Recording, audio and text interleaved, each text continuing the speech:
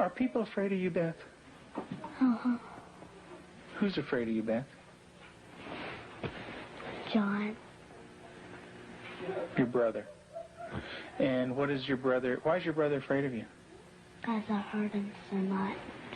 Mm-hmm. Okay. And what, at nighttime, what do your parents do to your door? Lock it shut. Why do they lock it shut? Because they don't want me to hurt John. Right. And they're kind of afraid of hurting John? Of you hurting John? Mm-hmm. Okay. Are they afraid that you might hurt them? Yep. Would you, Beth? Mm-hmm. When would you do it? Nighttime. Okay. Why would you do nighttime? Because I don't like them seeing me do it. But they can feel me do it. Mm-hmm. And what would you do to him, Beth? Stab him. Okay. What would you stab him with? A knife. The program you are about to see was compiled from the actual therapy tapes of Dr. Ken McGidd, a clinical psychologist specializing in the treatment of severely abused children. Children so traumatized in the first years of life that they do not bond with other people. They are children who cannot love or accept love. Children without conscience who can hurt or even kill without remorse. This film shows the devastating effects of abuse on a child. It also shows that victims can be helped. It is the story of a 6.5-year-old girl named Beth. Do you ever stick pins in people? Mm-hmm. Who? My brother. Okay. Do you do it a little bit or a lot? A lot. Okay. And what are you trying to do to your brother?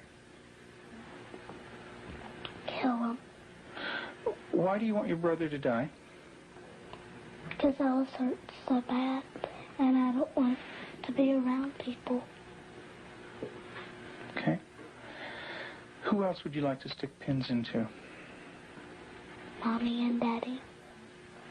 What would you like to have happen to them? Die.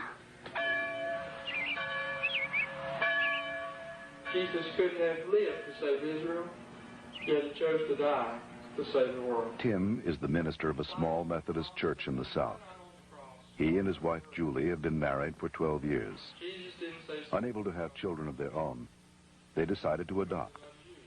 In February of 1984, they received a call from the Department of Social Services telling them they had 2 children available for adoption.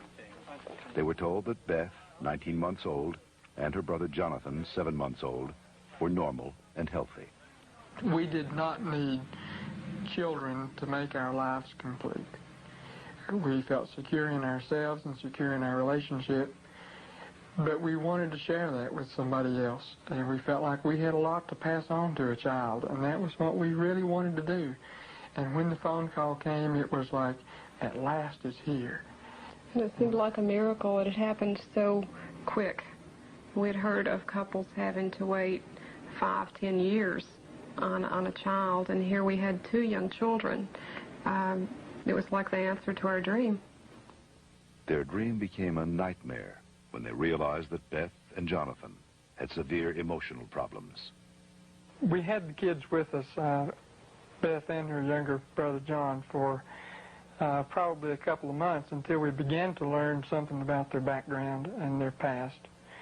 And when we learned it, some things seemed to fall in place about her behavior and John's behavior.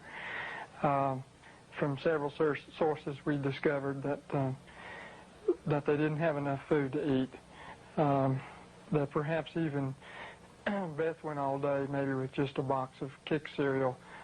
John himself was found in a bassinet with little patches of urine all over it and a dirty diaper and a couple of bottles at his feet that had curdled milk, and the back of his head was completely flat. The front of his head had bulged out, and at 7 months he couldn't raise his head, couldn't roll over. He was just had no stimulation. And we think perhaps that had happened to Beth, and it wasn't very long until she began showing some signs of perhaps even some abuse. There was a nightmare that she had, and the nightmare was about a man who was falling on her and hurting her with a part of himself. Tell me about your birth father. What was that nightmare like? When he touched my vagina Okay. until it bled, hurt it a lot until it bled, and wouldn't feed me a lot. He'd hit on me, wouldn't be very nice to me. How old were you? 1. And in your nightmare, what happens? I get real scared. Where are you in the nightmare? What happens in the dream? I'm in the house, upstairs. And then what happens, Beth? When he comes upstairs and, hurts. How do you feel when you talk about this? Scared. Where's your birth father? What's he doing? He's right there, and there's his hand. His hand's right there. Where? Right there. You can't hardly see it because it's green. What's it touching? My vagina. And what is your birth father doing? Hurting it. Your face looks sad. Can you tell me about that? It's crying because there's dots of the tears. Beth had endured severe neglect and abuse as a child. Her birth mother died when she was 1. Because of these early childhood experiences, Beth never developed a sense of conscience, love, or trust for anyone. The early sexual abuse by her birth father would cause her to exhibit inappropriate sexual behavior, especially toward her brother. Does your brother have private parts?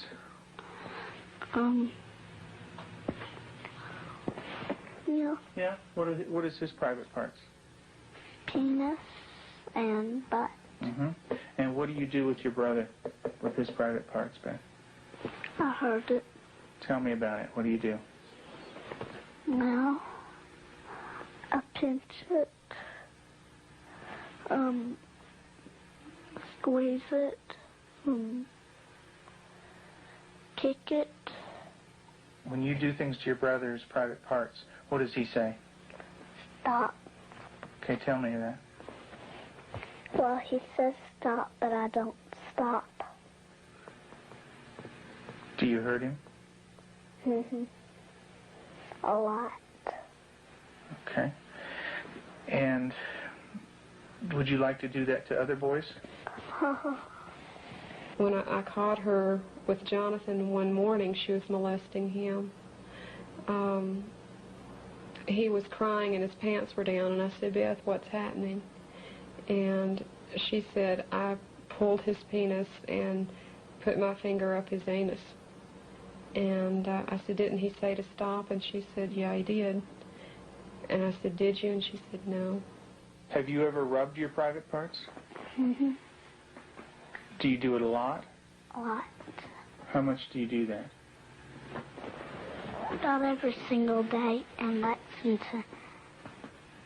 I did it every single day until it got real bad and messed up, and I had to go to the doctor, and I did not like it.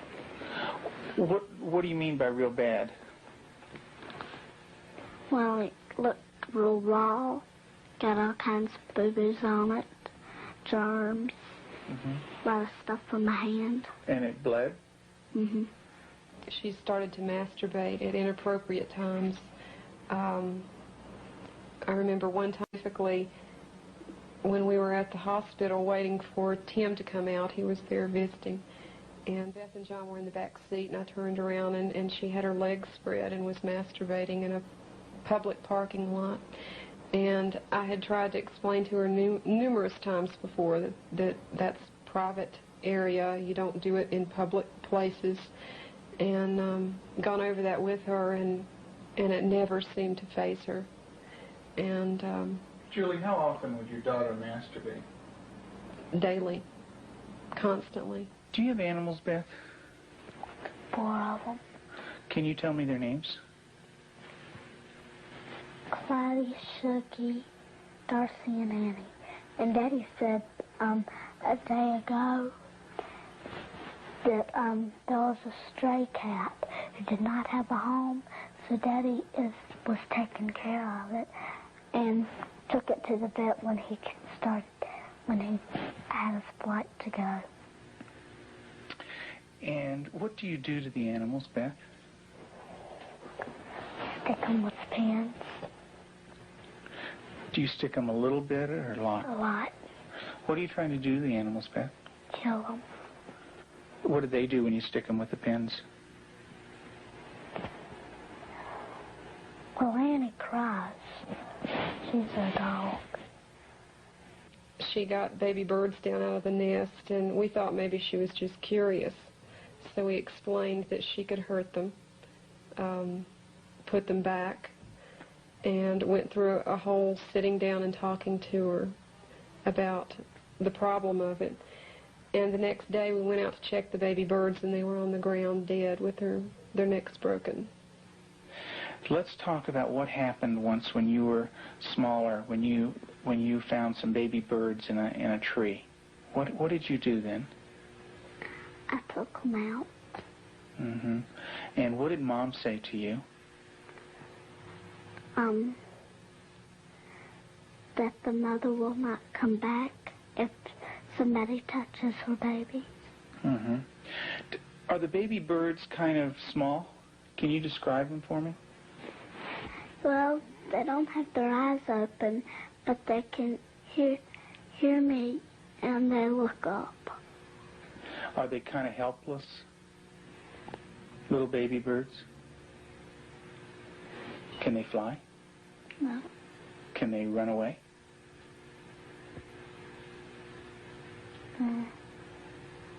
Yes.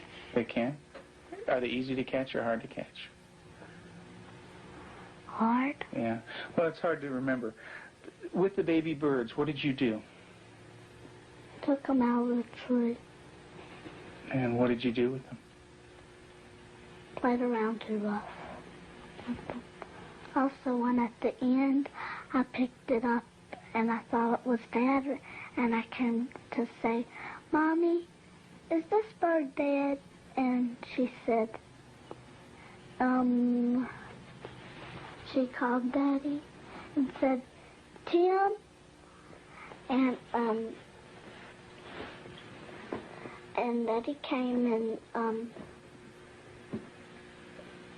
I think I remember that they said yes. Mm-hmm. And so did the little baby birds die? I don't know. You don't remember? I just remember that I remember that Mommy and Daddy said the last bird we got was dead. Mm-hmm. Do you know what Mom said to me? She said that all of them were dead. Did you squeeze them? Did Baby Beth squeeze them? You're doing a good job, honey. Go ahead and tell me what happened. I squeezed them. And what happened? They died. But this kind of aggression at our animals, and even at our brother Jonathan, was beginning to grow to such an excess that our life was miserable at home. John would cry in the mornings and say his stomach hurt. For the longest time, we thought maybe this child has some problem with his intestinal area, or maybe he has allergies, and so we tried to get all that checked out. Come to find out, Beth was coming out of her room and hitting him in the stomach. And so, as a last resort, just to protect him, we had to tie our door shut. So I guess for the last 3 or 4 months now, we've had to tie her in at night, sort of barricade her. The repercussions of Beth's tragic childhood led to uncontrollable rage. Despite the love and nurturing of her adoptive parents, she took this rage out on herself, on her brother, and on them. Her acts of violence became more and more cruel and frightening. Well, I noticed several, like paring knives in the kitchen, missing. And my first thought was Beth. And I felt a little guilty about it at first. I thought, nah. But I really didn't even mention it to her. They'd been gone several weeks. She was sitting at the table drawing and mentioned to me, "What do those knives look like that are gone, Mom?" And I said, "What knives, Beth?" And she said, "Weren't they kind of silver and about this big?" And I knew then, and then this little smile that's not a sweet smile, but a malicious type of smile. And I knew then, I thought, she's got them. Tell me about the knives. Where did you get them? From the drawer. And where else? Do you remember? Mm-hmm. Tell me about it. I got them from the dishwasher. What kind of knives?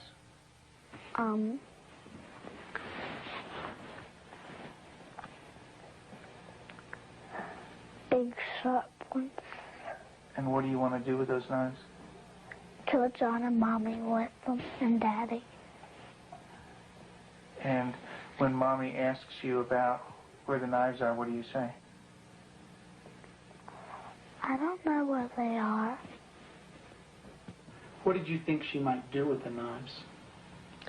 My first thought was Jonathan.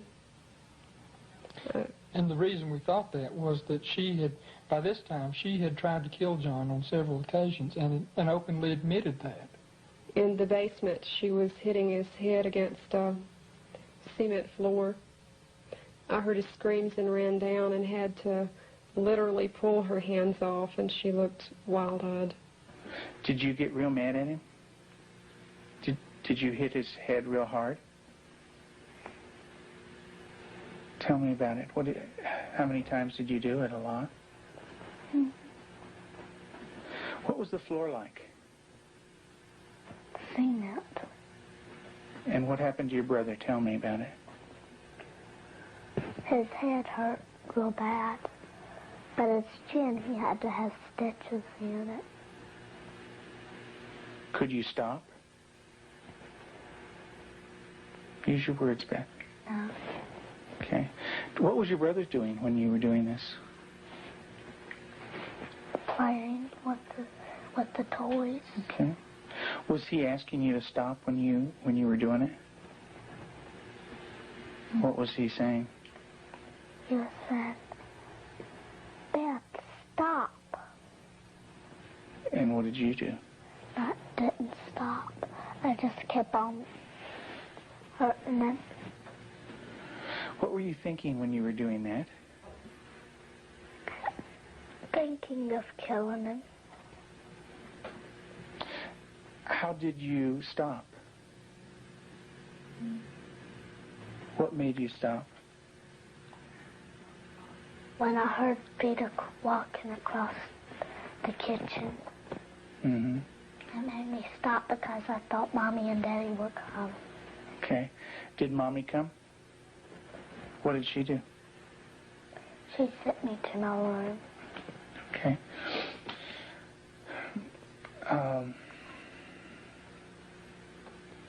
And what if Mom didn't stop you? What would you have done? Kept on doing it. And what about... After evaluating the extent of Beth's psychological problems, Dr. McGidd felt that for the well-being of the family, Beth needed to be temporarily separated from them.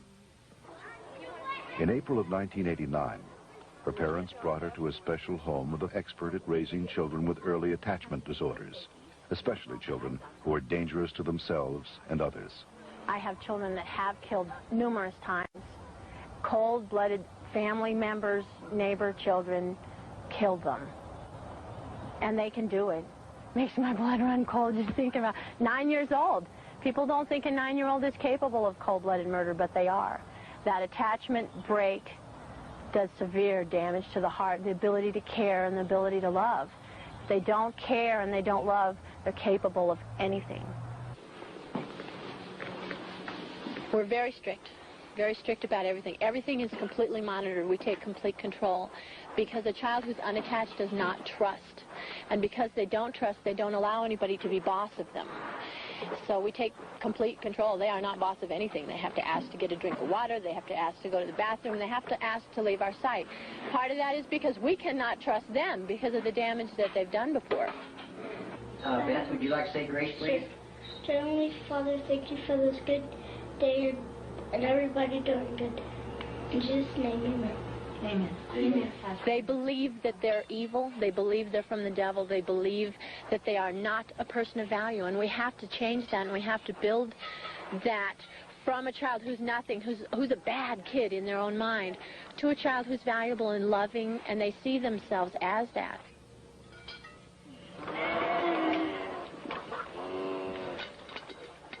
You don't have to bite this. When they do a chore well, we can say, you did a good job, you're a good worker. And then it just builds that self-esteem little by little so that they change the way that they see themselves.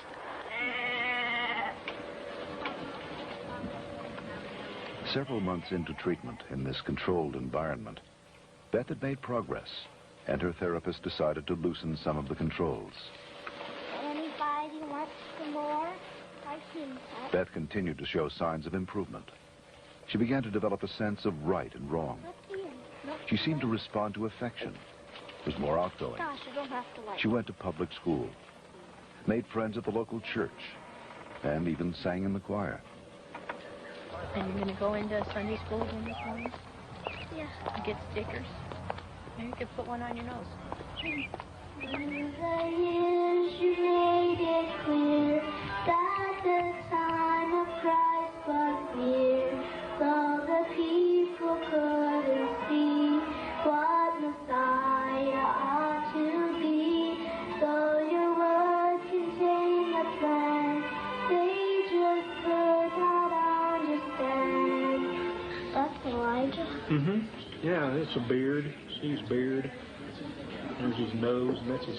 Oh, I see. Yeah, see his beard is kind of flowing in the wind and everything. Elijah taken up into heaven, the fiery chariot. Huh? Well, that's Elisha. That's the other prophet that took Elijah's place. And he was left, and there's Elijah, You know? And he learned about sheep, and the Lord is my shepherd. Mm-hmm. March 3rd, you just got that yesterday, huh?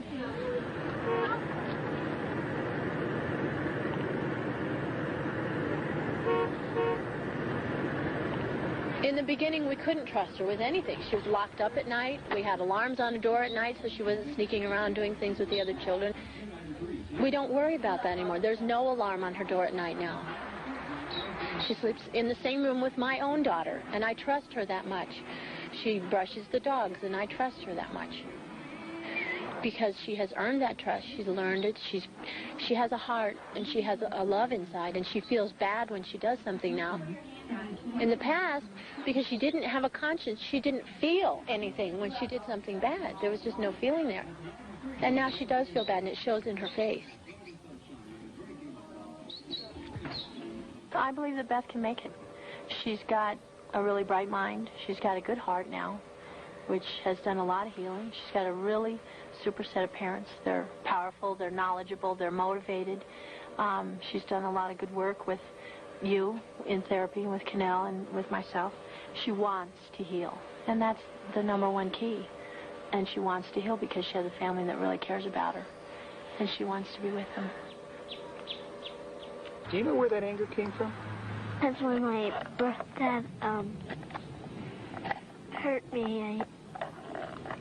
I had it all inside, and I remembered it, and I started doing it. And what did that do when it was inside you? It made me want to hurt people really bad. And who did you hurt? My brother, my mom and dad, and animals. And animals. Who did it hurt the most? My brother. Who did it hurt the most? Me. Why don't you tell me that? It hurt. It hurt me the most. How did it hurt you the most?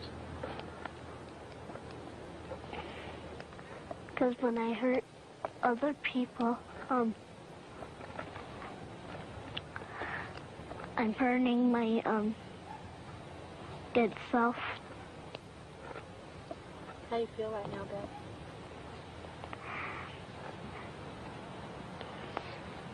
Sad. It's kind of tough to talk about, isn't it? Yeah. It is. Beth gave her last interview for this film in December of 1989. Although she had made progress, she would still need extensive therapy. Not all abused children are as deeply scarred as Beth, but all abused children suffer a profound hurt for the rest of their lives.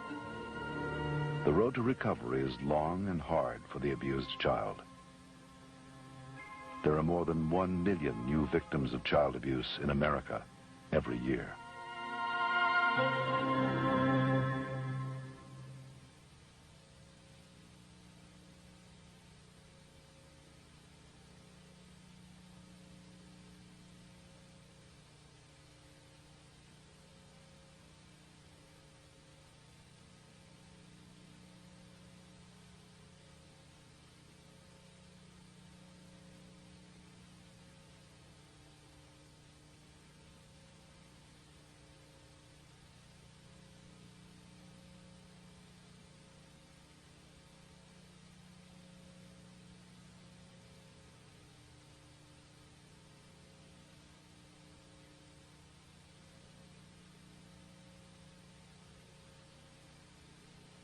For further information on the prevention of child abuse, write the National Committee for Prevention of Child Abuse, Post Office Box 2866, HBO, Chicago, Illinois, 606.